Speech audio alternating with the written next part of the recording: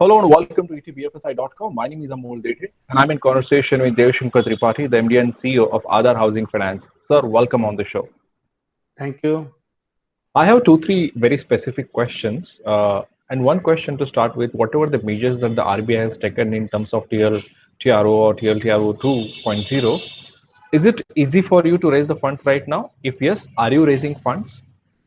Actually, if I tell about my company, we have enough liquidity, and in TLRTO also we got the money. Banks are willing to lend us also, but since disbursement is not getting done at a very extraordinary pace, so Right. there is and also roughly about 80% of my demand I am getting. So my only Right. 20% funds are getting blocked. So I am not very much aggressive in the market. Even the capital market, debt capital market also, I am able to raise the funds. I have raised some funds last week. I have raised some fund from the banking system through term loan also this month only. We have a liquidity to support our system for next about 4, 5, 6 months. And the NHB also gave huge amount of refinance in the month of May and June. And another my application for refinance with NHB is there under consideration. Probably next month I will get. So I do not foresee any liquidity concern for my company, and Okay. so is with the many companies which are in double A, triple A, or A plus and A. Okay. So, in our conversation with you, I just picked up that, October, November will be a month where you will see 7 to 80% of demand. In January, perhaps the demand will come back. Considering the real estate market where, we can see a major crash right now, the demand is absolutely low there, and you're dealing with that sector. So what make you bullish or optimistic about that 70 to 80% by October, November, and 100% by January? There is a difference between what the real estate sector is doing and what affordable housing finance company is doing. We need to understand affordable finance start from 1 lakh rupees to 35 lakh rupees loan. That is affordable finance. Mostly from 25 to 35 lakh rupees ticket size properties are available from the builder led, which are middle class builder are the top builders. And that supply is not abundant, but there is no crash on that. Whatever the builders have constructed, that is now getting sold. Not only 25, 35 lakhs, even the houses up to 50 lakhs rupees or 75 lakhs rupees are getting sold. The problem which you see for the huge inventory and all that is the premium segment. That problem is not coming from the lower income segment or the middle income segment. There the So, do you want to say that the demand is still, there specifically in the affordable housing segment? That is what you want to say? my point is that in low income affordable, Okay. the Okay. majority of supply comes out of self construction. That Okay. is what sometimes we miss when we talk. Those who are having income of 3 lakh rupees, 4 lakh rupees, 5 lakh rupees, 6 lakh rupees annual income, they are falling into the low income or economically weaker section. So, barring in few cities, majority of the in small towns and taluka headquarters, it is largely self construction. Our supply comes from the informal builders. A top builder supply doesn't go to these informal segment customers. January will pick up that market. Currently, in your segment, how many applications are you receiving every month, and how many disbursements are you making? And again, I want you to also stress more on whether your focus is also on disbursing more loans now than the recovery, because many NBFCs in last 3 to 4 months focused more on the recovery side and not on the disbursal of fresh loans. You see, we have two separate teams. Right. Up April and May, we also engaged almost 75% of team in reaching out to customer. In month of April, my all staff member reached out to customer over telephone. They were not able to move out, and just not for collection of amount, but just take care of how they are. But more of an empathetic and more of an encouraging that moratorium is available. You can take, but moratorium involves interest cost. Take only when you have some concern about your liquidity. If liquidity concern is there, please do take. RBI has given this facility, it is for you. That we did. Then we engaged every staff member in the month of April to reach out 1,65,000 customers which we have. In month of May, sales and collection, both collection was exclusively working for every collection, but sales was also engaged in that. From month of June, we came back in the normal life. The collection team is focusing on the collection, and sales team is focusing on the sales. I can tell you, in normal situation, we used to log in, excepting for the month of January, February, March, which is always a hyper month for any industry. We used to have roughly about 8,000 new requests getting every month, average 8,000. And in January, Okay. February, March, number goes to around 10,000 average, sometimes 11,000. In June month itself, I got 7,400 new applications. July, we Okay. got 7,900 applications. The number of applications are reaching to the normal average level. But what happens? All applications cannot be sanctioned and disbursed because at that point of time, we are more particular whether in April, May, June, the cash flow is impacted or not. If impacted, whether it resumed or not. So I think probably those applications which we could not consider in June because of the cash flow impact, if their business will restart, we can consider in subsequent months.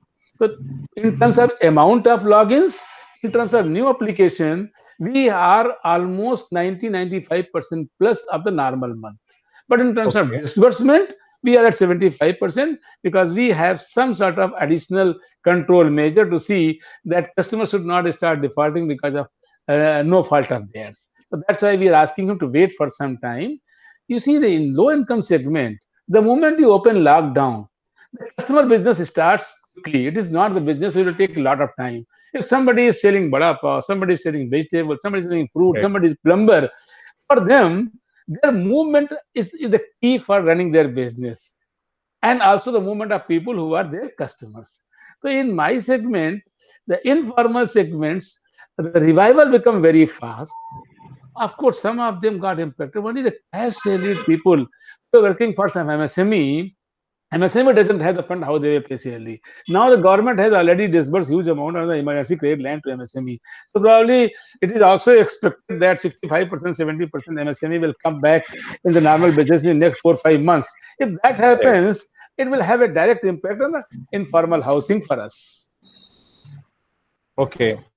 So basically, you are very optimistic about the revival which is going to happen very soon in affordable housing segment because of the various schemes that the government announced, and also this is a crucial demand. Is what your learning is. I sure. I am basically a very optimist person.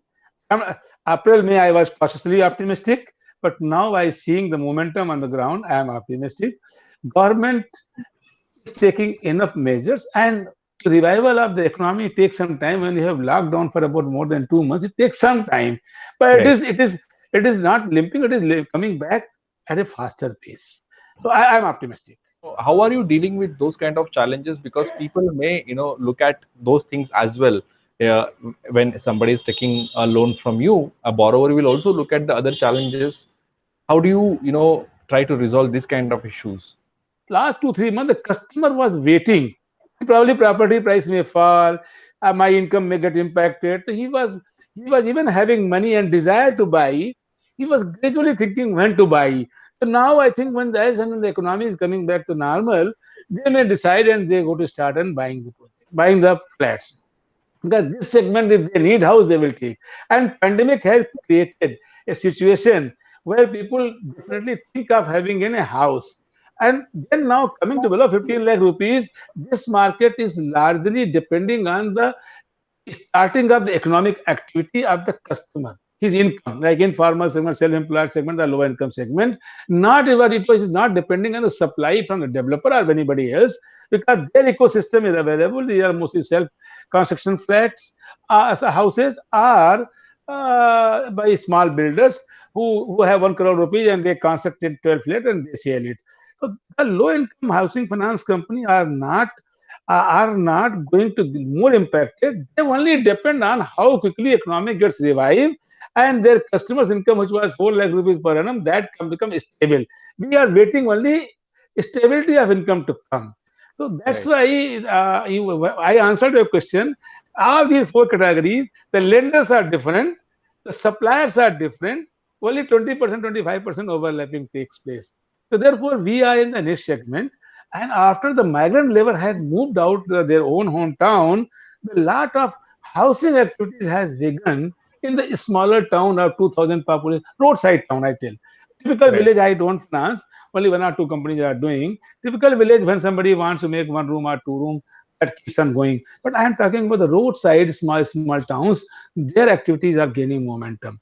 And as Aadhar Housing Finance Company is present in 20 states in the country, and we cover 10,700 locations or Right. sourcing. And this year, we are increasing 3,000 more rural-based locations which are on the roadside, so that we should be able to reach out. The ecosystem is there.